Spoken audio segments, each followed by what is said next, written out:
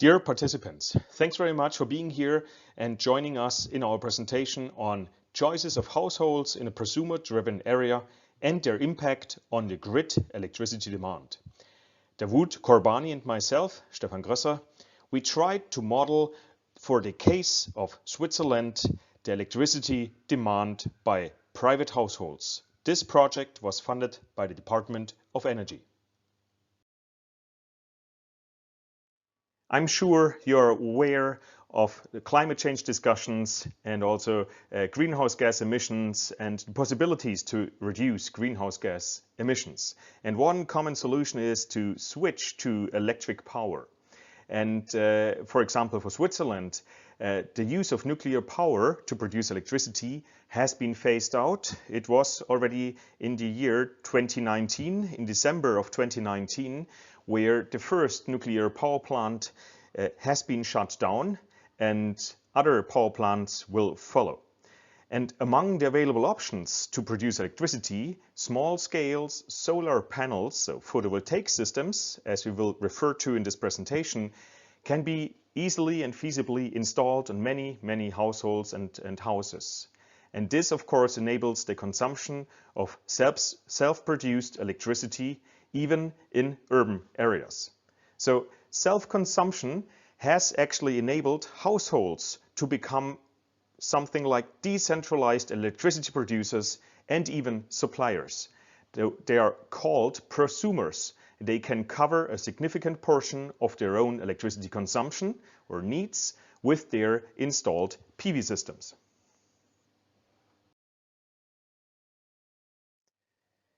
In parallel to the first development about the PV systems, the prices of batteries, so those are decentralized local batteries, this price has decreased significantly.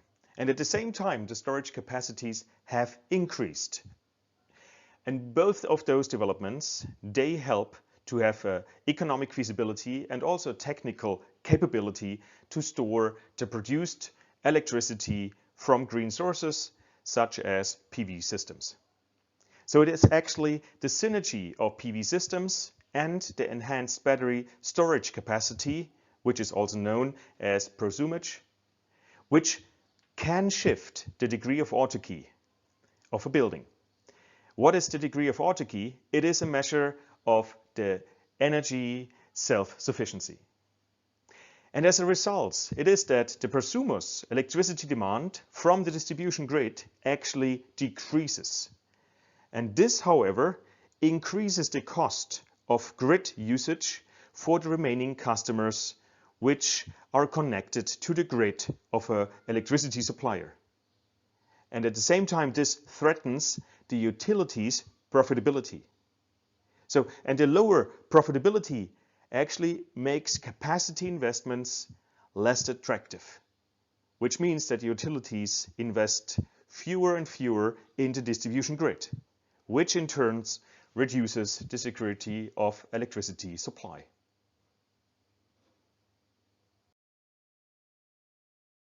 Let's come to the reference mode of our simulation model.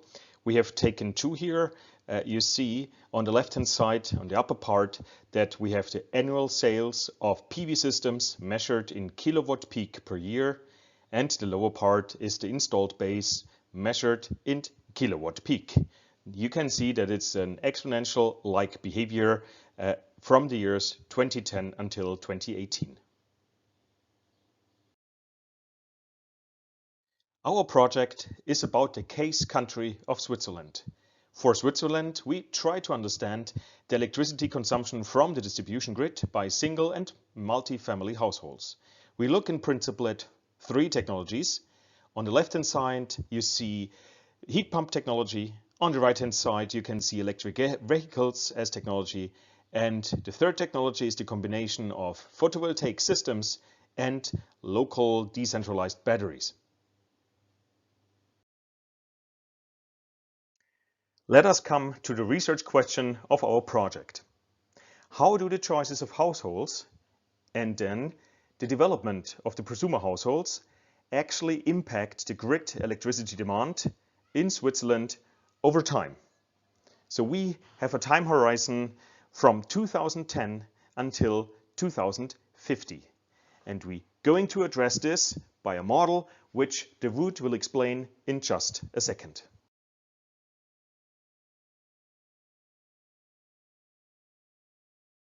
Let's start with a simple explanation. From an energy perspective, households that are connected to the grid can be categorized as prosumers or consumers. Prosumers, here denoted by orange color, are those households who possess photovoltaic panels or photovoltaic and battery storage systems to produce and store solar electricity. Consumers, on the other hand, are those who do not have access or do not possess such modules for different reasons. A household without product in our study is a consumer household who does not possess any of PVB, HV, or EV. It has been observed that most households start from that very early stage of being without product and they move toward the prosumer side through different passes by acquiring different combinations of these products.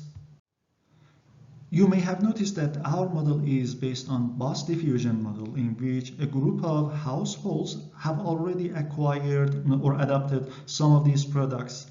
But what we have done is that we included diffusion of 3 technology products which significantly impact electricity grid demand. The diffusion of these 3 products is independent of each other. Also, it's important to know that what are the categories of customers or households that we have in the system, because each category of these customers consume different amounts of electricity. For example, when we have more PVB household owners or operators in the system, it corresponds to lower electricity grid demand. And when we have more EV and PVB operators, it corresponds to higher electricity grid demand. So these are the dynamics that potentially explain the observed behavior in Swiss household electricity markets. Swiss utilities currently enjoy monopolies in their operating regions. That means that there's no competition on electricity price. We also discussed in our paper what if the market becomes liberalized. So please browse our paper for more information in that specific topic.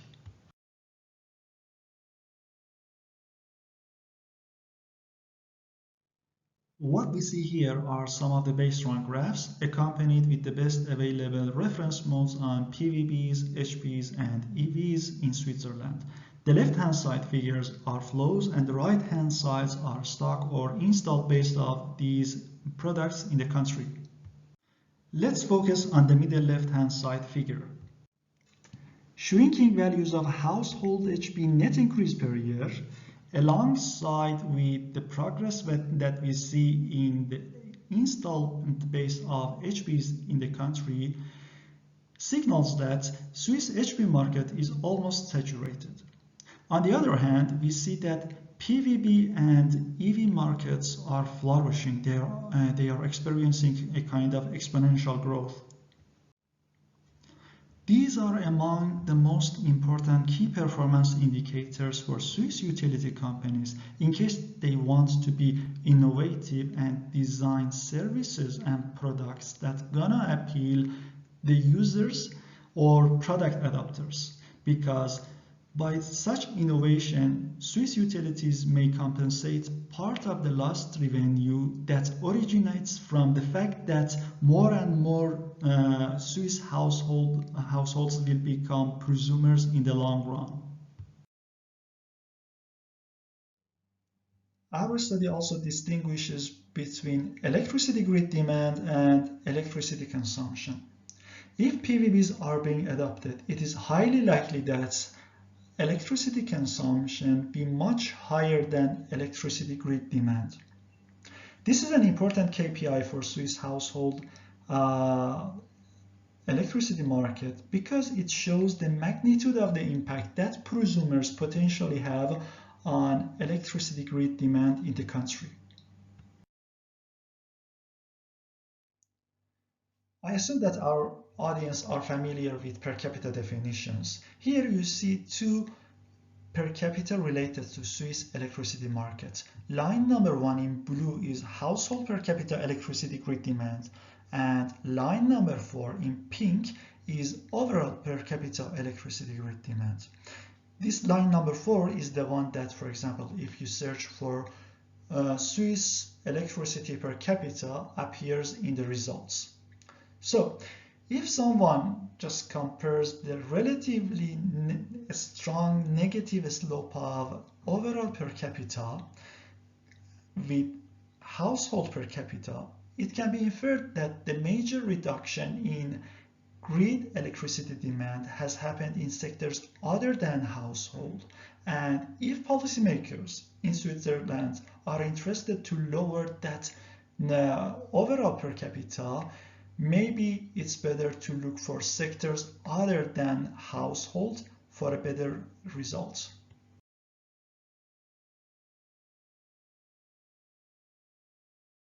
To the best of my knowledge, what is common among system dynamicists and what is expected is to present scenarios and policies right after explaining the base run. The time for the plenaries is limited, so I invite you to browse our paper. I'm going to explain a number of them, but I would rather to open a note and explain what do we mean by the term development in our research.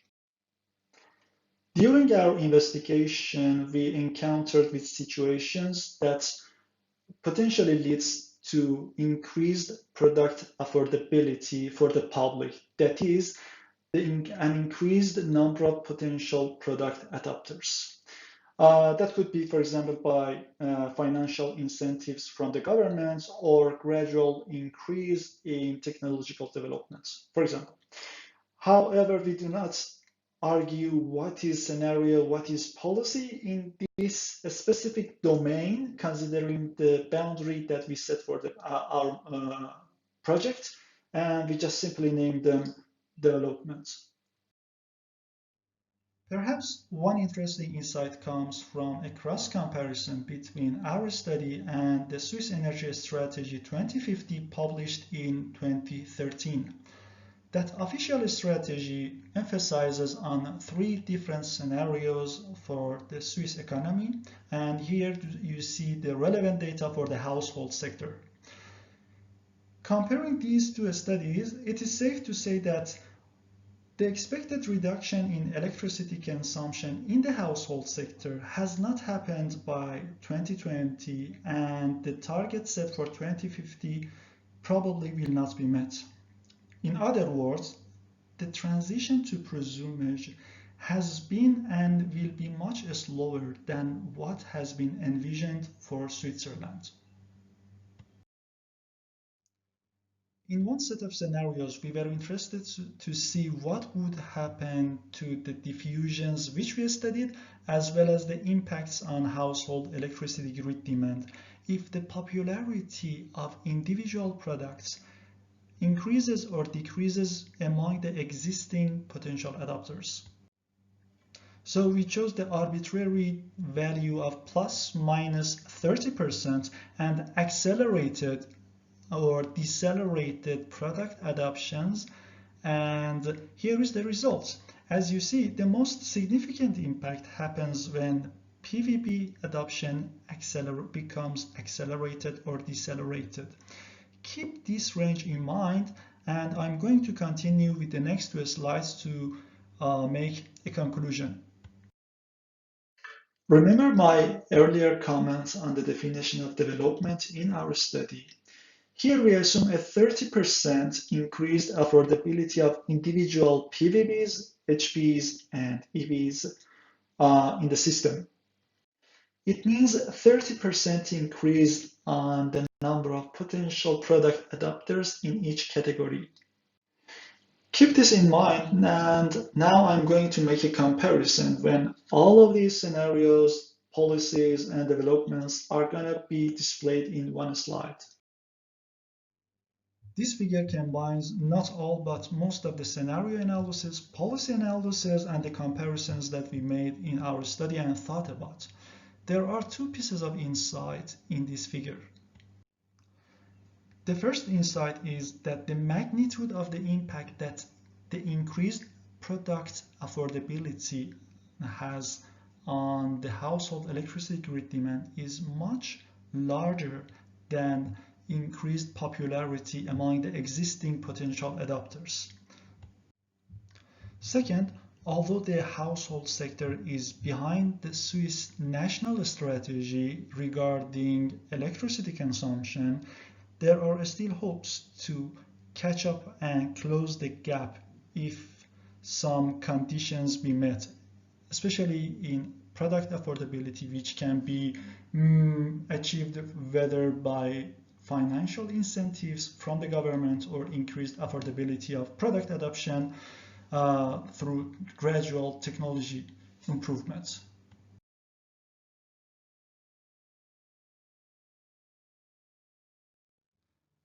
I want to reiterate the significance of our research. We studied the diffusion of three technology products in the household sector and their impact on electricity demand from the grid in Switzerland. Our research reveals that there are some goals emphasized by Swiss Energy Strategy 2050 for the household sector, but that goals probably are not going to be met considering the current developments in the markets. Our results also indicates that Swiss HV market is relatively saturated. On the other hand, PVB and EV markets are flourishing. Here is an important takeaway message for Swiss utility companies, because if they design services and products that are gonna appeal these new generation of households, they may compensate part of the future lost revenue. Just as a reminder, that lost revenue originates from the fact that more and more households will become prosumers in near future. Our research also demonstrates the important role of product affordability, not only on diffusion of products, but also on electricity demand from the grid at national level. Your feedback helps us to improve our research further. Please let us know your comments.